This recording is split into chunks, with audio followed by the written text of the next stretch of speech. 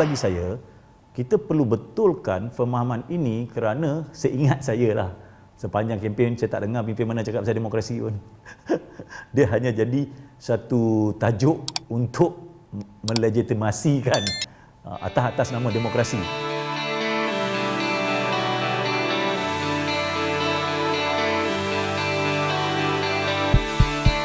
Ini satu soalan yang baik dan perlu dijelaskan. Pertama, bagi saya adalah satu kekhilafan, satu salah faham apabila kita mengatakan demokrasi itu hanyalah sekadar satu alat. Demokrasi ini hanyalah satu teknologi. Demokrasi hanyalah satu proses. Bagi saya, demokrasi adalah satu komitmen, sikap, nilai. Contoh, apabila kita kata seorang pemimpin demokratik, apa maksud dia? Pemimpin yang mendengar. Apabila kita katakan pendekatannya demokratik, maksudnya apa dia? Dia musyawarah. Apabila kita kata sebuah parti politik yang demokratik, jadi dari segi amalan dia. Okey, jadi bagi saya, kita perlu betulkan pemahaman ini kerana seingat saya lah, sepanjang kempen saya tak dengar pimpin mana cakap pasal demokrasi pun. Dia hanya jadi satu tajuk untuk melegitimasikan atas nama demokrasi. Sebab itu bagi saya kesalahfahaman ini perlu dibetulkan kerana bagi saya demokrasi is a normative. Apa maksudnya? Demokrasi itu adalah satu norma yang sebenarnya serasi dengan jiwa kita. Jiwa kita hari ini, apa dia? Kita ialah manusia ni dia suka orang mendengar dia. Dia tak suka dia dihina. Dia tak suka dia ditekan. Itu dalam bentuk segi kemanusiaan manusia.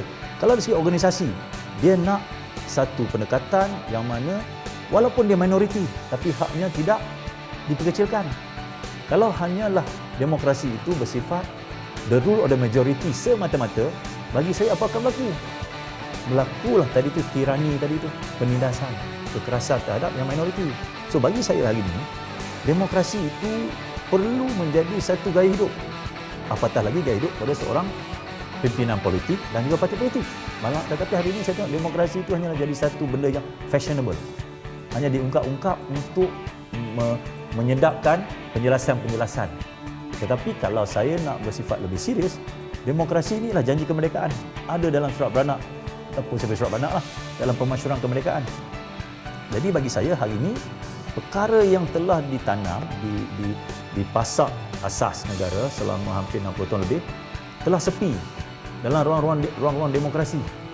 Sebab itu bagi saya antara benda yang penting untuk pastikan perkara ini difahami, kita kena banyakkan civic education, pendidikan civic dalam masyarakat. Adakah benda baru? Tak. Dulu dah ada tata rakyat dalam zaman saya. Tapi sekarang perkara ini dah kurang.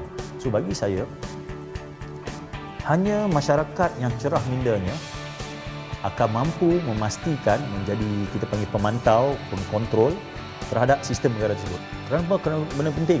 Sorry. Orang baik dalam masuk sistem yang tak betul, dia akan jadi tak betul. Tetapi kalau sistem itu betul, orang tak baik pun dia akan jadi betul. Contoh, saya pergi ke satu tempat, tiba-tiba saya ikut sistem, follow je. Tiba-tiba tak dapat. Tiba-tiba dia kata, bos, jolok sikit. Saya pun jolok. Saya daripada tak pernah merasuah dalam hidup saya, tapi terpaksa ikut satu sistem yang bobrok, telah menyebabkan saya jadi orang yang tak baik. Tetapi tiba-tiba kita pergi ke sebuah negara, tak payah cakap lah, tak apa jauh dari sini. Pergi ke negara tersebut, sampah pun nak buang pun susah, nak makan cinggam pun tak boleh di ini. Sistem undang-undangnya sangat strict. Kita pergi sana kita behave.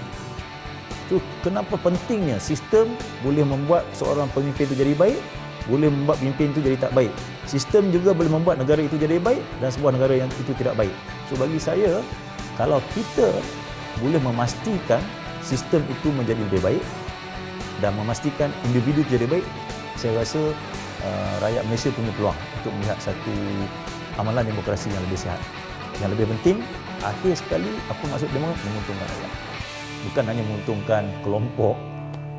Kita nak demokrasi yang menguntungkan rakyat.